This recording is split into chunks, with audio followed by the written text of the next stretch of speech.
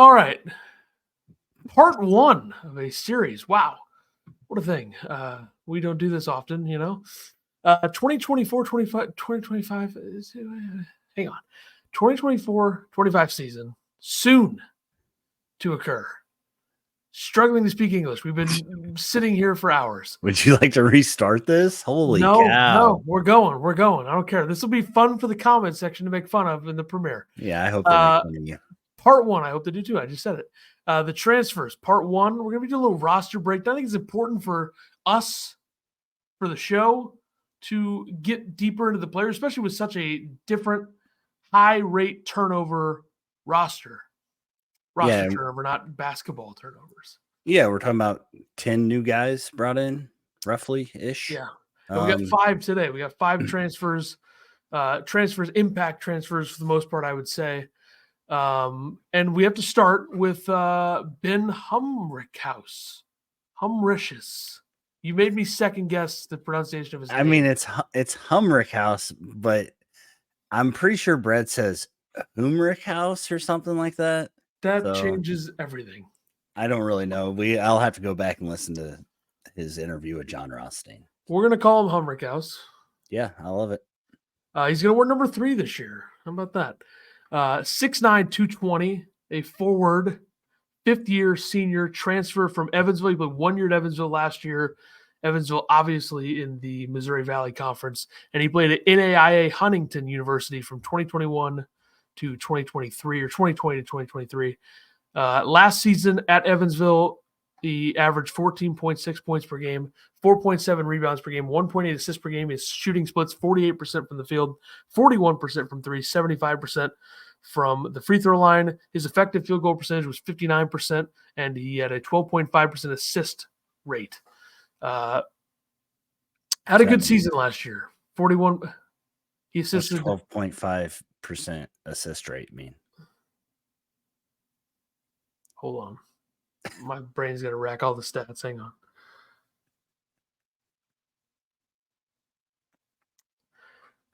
He had a good season last year. 41% from 3. I just wrote down a number. Just go ahead. I mean, I'm just like, if I don't know, do you think that people are going to know? I know. I just can't get it out. My brain is really struggling with basketball stats. 12.5% assist rate. I mean, he assisted on 12.5% of baskets scored by Evansville, right? That's got to be it. I don't know. So they only scored 4 baskets a game. He only had 2 assists a game. I don't know. 12.5% assist percentage. I don't know what the Torvik. It's Torvik. They're the one who. Or it's. Anyways, it doesn't matter. On to the next. I am finding out. Here we go, folks. What a terrible start to this stupid video. Let's see. We're in 12.5. That's just a number that stood out to me, so I just went with it. Was that a lot? I don't know. 12.5. You've done one thing in the past 5 years with a doc, and you don't even know what you write down. 12.5%. Great content. 12.5. I literally had it right.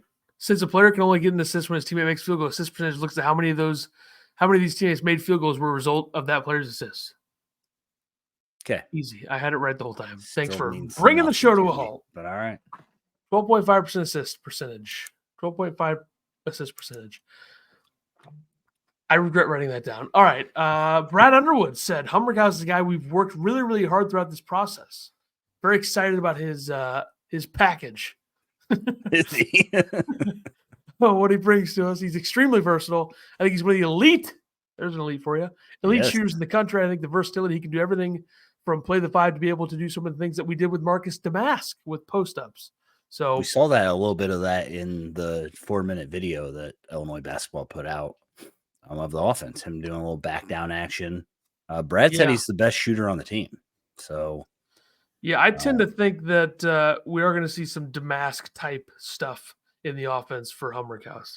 Yeah, I think a big factor on him too is, I mean, he just looks so much more athletic than he did when last year coming into this year. I think that's going to play a huge factor in how much he transfers over into Big Ten play rather than Evansville's in the Ohio Valley or something, maybe. I don't know. Missouri Valley, I said earlier. Did you? I wasn't listening. I'm glad.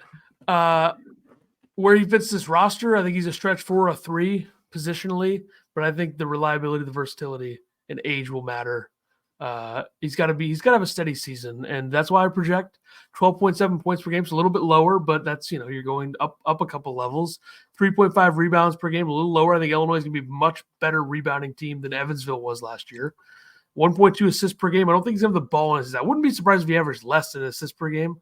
But also, we saw Damask, racking up assists in points of last season. And then shooting splits naturally, 46% from the field, I'll take. 37% from threes, down 4% for him, but I'll take it. And naturally, he plays for U of I, so his free throw percentage will be lower. It's got to be. How many minutes do you think he gets a game? I mean, do you think he's a 30-minute type guy? I mean, Illinois is strangely like super deep, weirdly. How do you handle all that?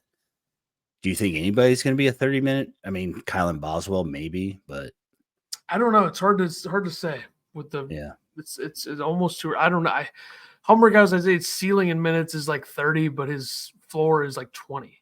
Yeah. So do you think we see him in you have that he's a stretch 4 and a 3? Do you think we see him in the 5 role at all? With the way that Brad stretches the floor? If Tomislav is not available, then yes. Okay. NBA draft potential. This, of course, the stat I brought up when Illinois landed him. There is 4 other players that have these credentials at the D1 college level and went to the NBA. I don't know if it's both. I think it's just these numbers together. 6'8" or taller, assist to turnover ratio of 1.5, 55% on twos, 40% on threes while taking 9 or more per 100 possessions, and a BPM of 5.5 or above. 4 other players have matched that in college basketball, all of which are in the NBA. Trey Murphy, Cam Johnson, Duncan Robinson, Sam Hauser. So that is Virginia, North Carolina, Michigan, Virginia. Is Trey Murphy definitely went to Virginia, right? I don't remember. I don't know any of those names. Yeah, he went to Virginia. Nice try, everybody.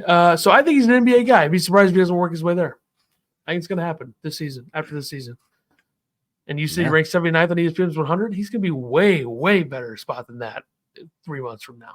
Do you think he gets drafted, or do you think absolutely? That yeah, he's going to get. Yeah.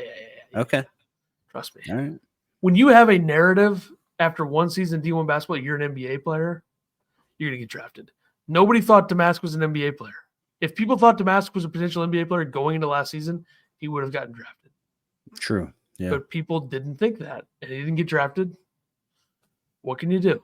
And it'd be interesting to me if Humrichous one season Illinois gets drafted and then Coleman Hawkins, does he go undrafted again? I mean, whoa, that would be a scary thought. So there's Humrichous. A little deep dive on him. There you go. He can shoot. He's a shooter. I think 37% from 3 I would take from him all day. Oh, yeah, absolutely. And people are like, oh, he doesn't shoot 40. Oh. He's going to have to shoot too many probably. Next up, let's do something weird here. Let's go to Jake Davis next.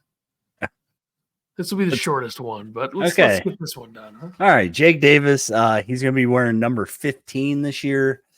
Don't know how many times you're going to see him out on the court, but he will be wearing number 15 when he is out there.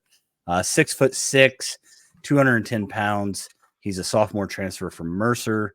Last year for Mercer, he had 9 points per game, 4.5 rebounds per game, and 1.1 steals per game. He shot 42, 39, 85. So good free throw shooter, good 3-point shooter. Brad talks about how good of shooter he is. He started 25 games for Mercer and averaged about 30 minutes per game. And I think this is where we'll get into it, but like a lot of these guys are going to see a big drop off in the minutes they're playing. So we'll see how that does with team chemistry, stuff like that. Brad, of course, mentioned about how good of shooter he was on the college hoops today with John Rothstein. Where does he fit in on the Illini roster? I put down that he's probably going to have like DGL type minutes had last year. Might get thrown in there, try to get a bucket, try to get a shooter in there. If you go through the DGL games last year, yeah, by minutes, he played 20 and then 12, 7, 15, 16, 13. Did not play against Rutgers, first Big Ten game.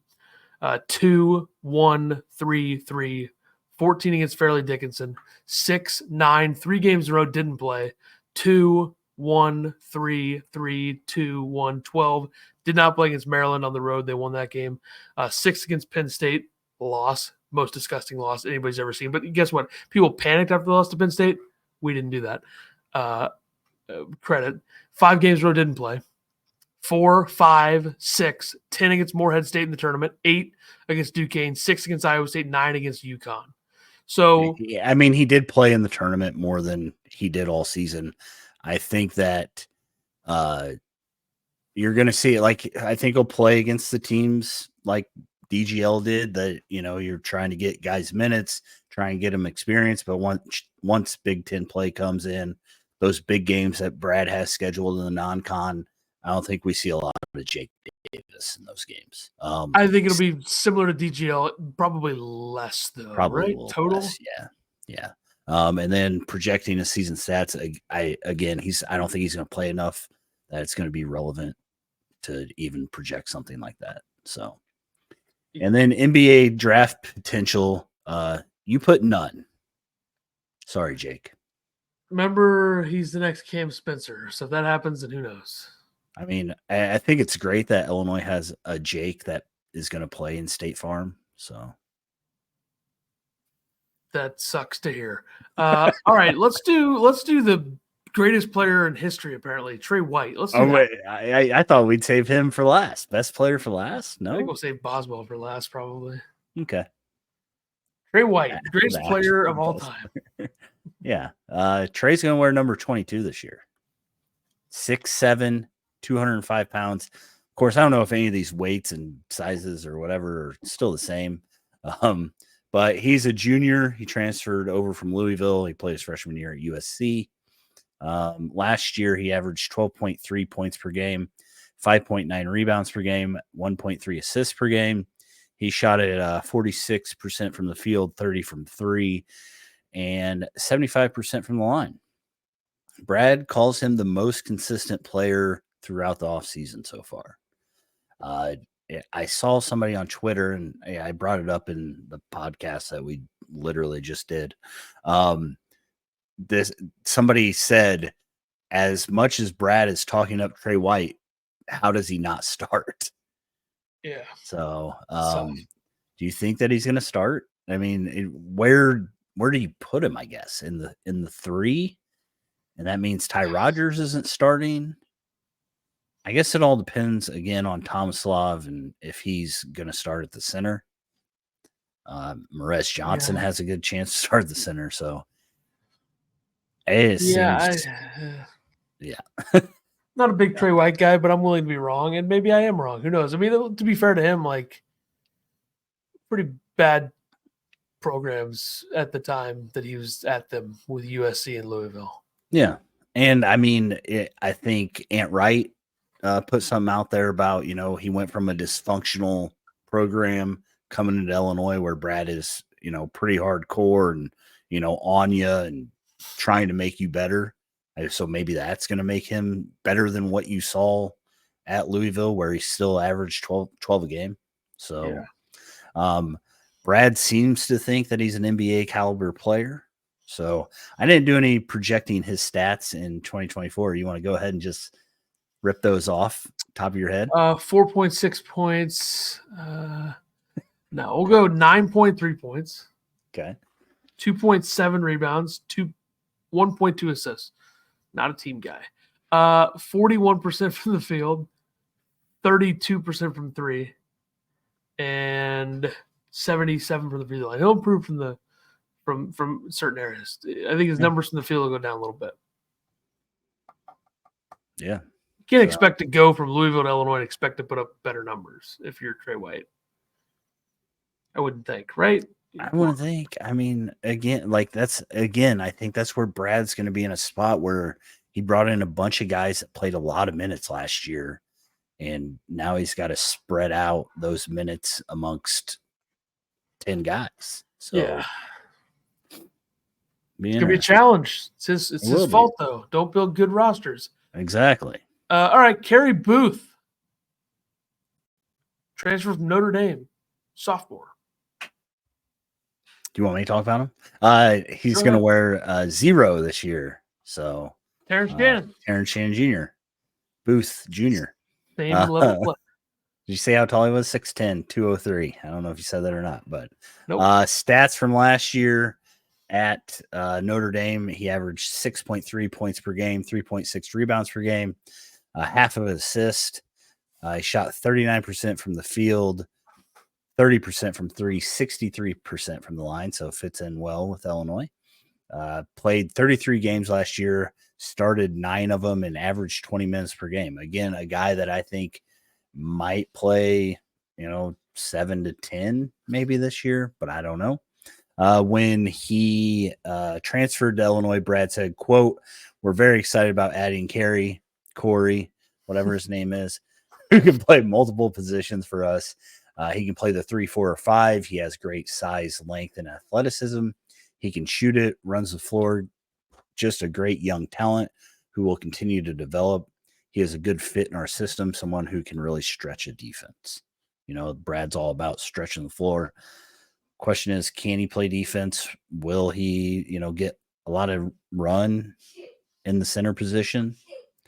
Again, Thomas Love, Rez Johnson. Is he third in line at the 5 right now?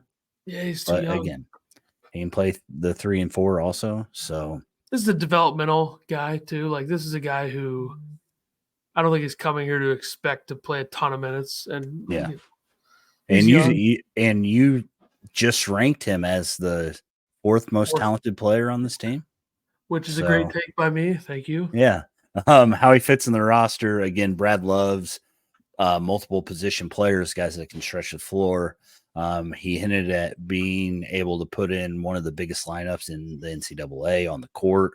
I believe Carey would fit into this lineup that he's talking about. I think he as a sophomore, 7 minutes, 10 minutes a game, if that. I don't know if he averages 10 a game.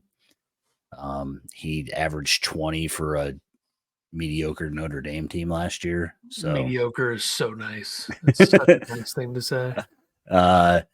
Again, kind of like with Jake Davis, I don't know if he'll get enough minutes to put up consistent enough numbers that matter. He's not going to average 6 and 3 like he did at Notre Dame. I don't believe. He might average 5 and 2. Completely wrong. Could be completely wrong. He might be better than I think, since 12 and 6. Got so much talent. But NBA draft potential. I think there's no doubt that he's an NBA caliber guy. With his length and the ability to shoot, that's what the NBA is. So I believe that he will be next level. I don't think that it'll be next year. Do you think that he lasts 4 years? Do you think you think after next year he's probably gone? Probably. Yeah, I don't know. Could be gone from Illinois. Do you think he's at Illinois next year? Yeah. Okay. As of now, yes. But do you think Orlando Antigua helps him to stay at Illinois? Yes, I think that's a bit of a factor. Yeah. I think people will be lying to people's faces or otherwise. Yeah. All right, final player, Kylan Boswell. At one point, the one that got away for Illinois. Now he's here in year 3. So there you go. He's going to wear number 4, 6'2", 200. He's a junior, transferred from Arizona, played 2 years under Tommy Lloyd. In Arizona, last season averaged 9.6 points per game, 2.3 rebounds per game, 3.6 assists per game. Shot at 38% from the field, 39 from 3, 79 from the field.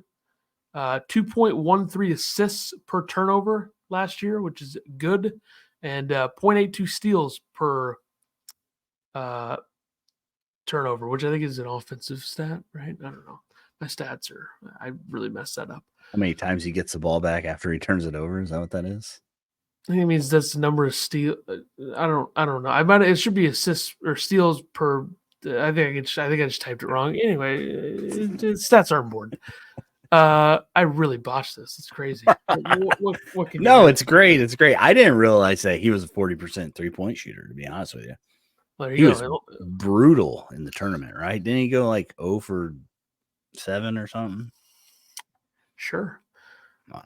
Could have been the year before. Remember they lost to Princeton his freshman year? Yeah. Mike LaTulip said this Friend of the about program? Boswell. Not really, but sort of. What do you mean? He follows me. Sorry, he doesn't follow you. I'd rather have Rothstein following me. He would. Mike LaTulip said, quote, about Boswell, I truly think Boswell's better suited as an off-ball guard. I think he's capable of playing point. If you need to, in certain situations, say, hey, like, Kylan, we need you to handle it. But I envision like a Drew Holiday type of role for him. It's hard to touch Drew's level defensively, and then offensively, much like Drew was for the Celtics this year, be a secondary ball handler. I think that's a great way to go about it, especially if Jack Gionis is the point guard, which I think – is Brad really doing his job if he doesn't explore this idea? Yeah, and Brad doesn't have true point guards. You know what I mean? Like that's just kind of how it's always been. I know it was Ty Rodgers to start the season last year. It turned into Marcus Damask, but he's a guy that's comfortable with whoever bringing up the ball. So I don't think that, again, Illinois gets into their sets and their motion and their spread offense. I don't know why I said sets because Brad doesn't have set plays, but gets into the spread offense, quickly, wants to run the ball. He doesn't have Terrence Shannon Jr. to do that this year, but a true point guard isn't really high on Brad's priorities. I don't ever believe so. I like teams that have the ability to run an offense with the point guard or the ability to put the ball in their best players' hands. And Illinois had that last year, I think. And I think Brad, they can have it this year. Yeah. And Brad alluded to that, getting guys who need the ball or, in the right place at the right time. So I believe he'll continue to do that. That's what he does. I mean, Brad, it was talked about his defense and all this stuff when he got brought in, but his offense last year, last few years, I think we get mad because he doesn't run set plays, but I understand why he does it because the game's changing. The game is different than what it was. So, yeah, and I think that we have to trust Brad to figure it out. Yeah. Where Boswell fits. Oh no, he died during this. That's not good. Where Boswell fits in the lineup. This is your experienced court general. Kasparis isn't that right now, but he could become that. So, again, I think Boswell definitely starts as a point guard. Maybe move him later as LaTulip. We'll edit that in post. Definitely you don't edit. No. I said the floor general thing, court general. Right. I don't know how my internet didn't even go out; it just stopped. But his projections for the season are very conservative projections by me. I think 8.4 points per game, which is slightly down. 1.7 rebounds per game, which is slightly down. 3.7 assists per game, slightly up. 42, 33, 82 splits. So up from the field, down from three, up from the free throw line. NBA draft potential. I'm very surprised he's ranked 75th in the ESPN 100. I don't know. I have no clue how to view him. I think how he looks this year, the role he plays this year is going to be a huge factor in NBA draft stuff for him. And I know that NBA is all about age, and for him to be a 19-year-old junior or whatever he is now, I think he's 19 still. So that probably plays a factor in that. And I do like your projections. You were kind of a little lower on all of them than last year. There's going to be so much guys to spread scoring through. Yeah. I think everybody's numbers will probably be down, just like I talked about their minutes being down. So, Yep. All right. Well, that was the video. We'll see how it looks whenever I died on the thing. Yeah, we'll be okay. I think I did fine. You don't. I Have just hope say the that screen again. like shows you on the recording. Yeah, Because it went blank on my screen. I gotcha. I don't know. Should be fine. We'll look see. at it though. But yeah, so this is of course not live, pre-recorded, but subscribe, do all that stuff that you guys do for us. We appreciate it. If you like content like this, where we kind of do this stuff without you guys annoying us the whole time. Wow. Did I just say that? Sounded like you right there. Jeez. Relax. I mean, I can show them the messages you sent. No. Do it. I wouldn't. Yeah, next week we'll try to do part 2. We'll talk about the freshmen. Lots to discuss there, obviously, with the European guys and Will Riley, as well as Jack Stiles, whatever his name is. So I keep forgetting that guy's on the team. Yeah, kind of interesting. But we'll do part 2 next week, and we'll do another episode soon. Make sure you check out episode 223 from this week if you haven't already. And we'll see you. We'll have a watch party this month too. Yeah, October 27th. Ole Miss. See everybody then. Goodbye.